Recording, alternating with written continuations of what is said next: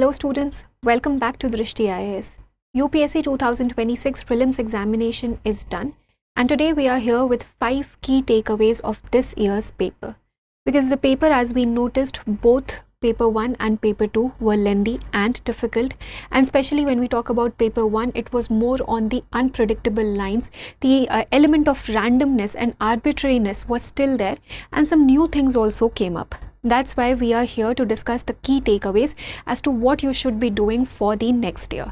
We're already done with a complete analysis of the paper. We have given question-wise answers for all the questions. Please go ahead and watch that video if you have not watched that video already. And we also did a trend analysis to understand how many questions came in from which of the subjects. Okay, so let's start with the takeaways. The first and the most important takeaway over here was that yes, UPSC broke the predictable pattern. It was lengthy, it was difficult, the types of questions that were asked were different, the format was kind of changed, the format of asking questions was slightly changed. Like when we talk about the paper was unconventional. Yes, because the randomness, arbitrariness was there. It was lengthy, all the questions, like a lot of questions, they were very lengthy. They were big questions, then there were 3-4 statements, and then what those statements are representing, and then you had to choose the answer. So they were lengthy questions and analytical. So it tested your adaptability, decision making, conceptual clarity rather than fixed preparation pattern. So we had single liner questions also, but their number was less in comparison to 2-liner and 3-liner or 3 statement questions. We even had 4 statement questions. So that's why the paper was lengthy, and it was testing your conceptual clarity because it was no longer on a cursory understanding on things or surface level understanding of things. You actually had to deep dive because of the statements that were being asked. So we say that it was unpredictable and it was more analytical in nature. Okay. Next, we also saw some ethics style questions because we saw case studies. You see over here the screenshot, though not visible right now. We had these case studies where decision making power was being tested, analytical power was being tested. Like if you are put in so and so situation, what are you going to do by applying the principles of public administration? So they were ethics style question also. They were checking your decision making power, and of course public administration principles were also being asked. So more like case studies and all these things. Even for direct questions, straightforward questions, also these case studies were being built. So the format of the questions here changed. Okay, so UPSC introduced questions that required administrative reasoning, situational understanding and decision making capability. That is why the paper felt more analytical.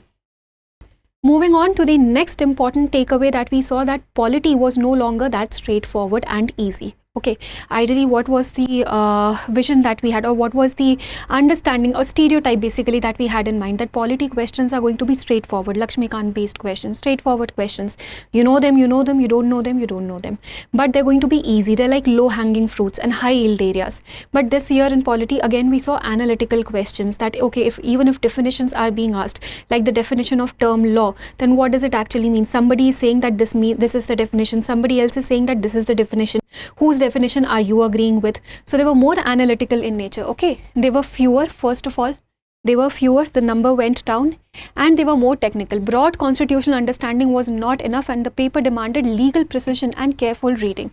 There were questions wherein constitution based questions, and it said that there's no mention of this in the constitution in all the 3 statements. So you needed to have a proper understanding of everything. You know, straightforward elimination would not have worked in there, right? Then current affairs were merged with static subjects. Current affairs dominance was there, and all the static subjects we saw, they were merged with current affairs, be it environment, be it economy, all these things. They were actually science and tech, defense, they were all merged with current affairs.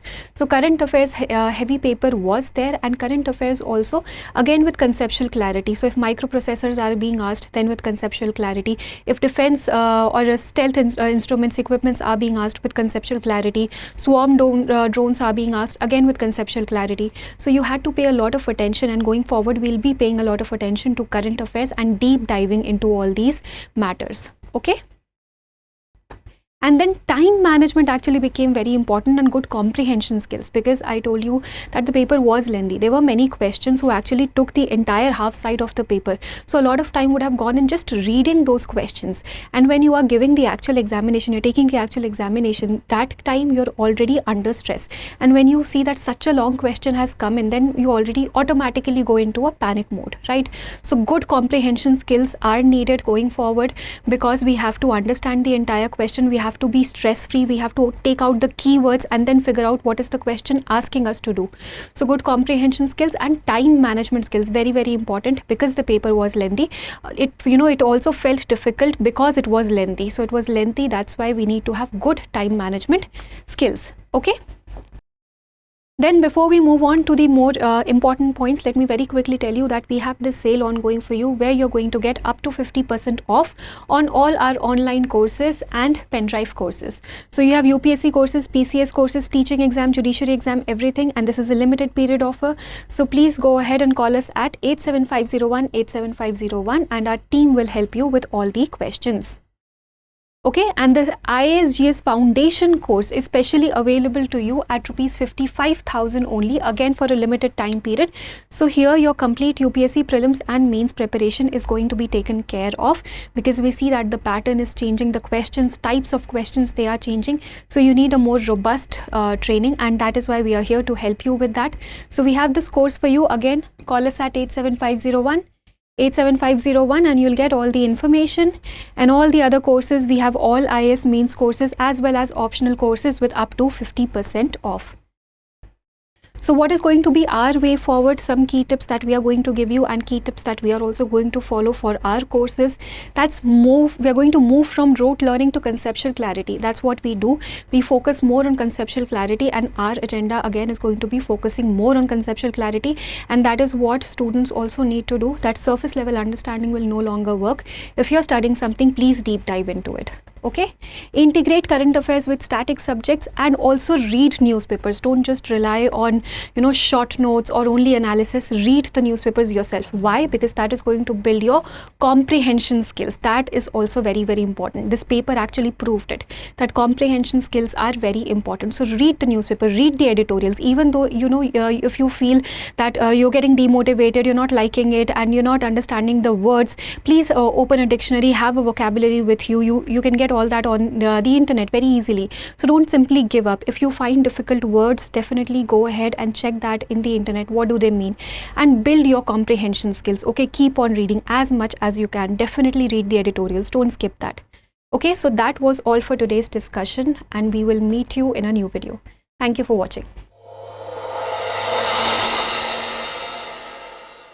For more informative content, like, share and subscribe. And do not forget to press the bell icon to get the notifications.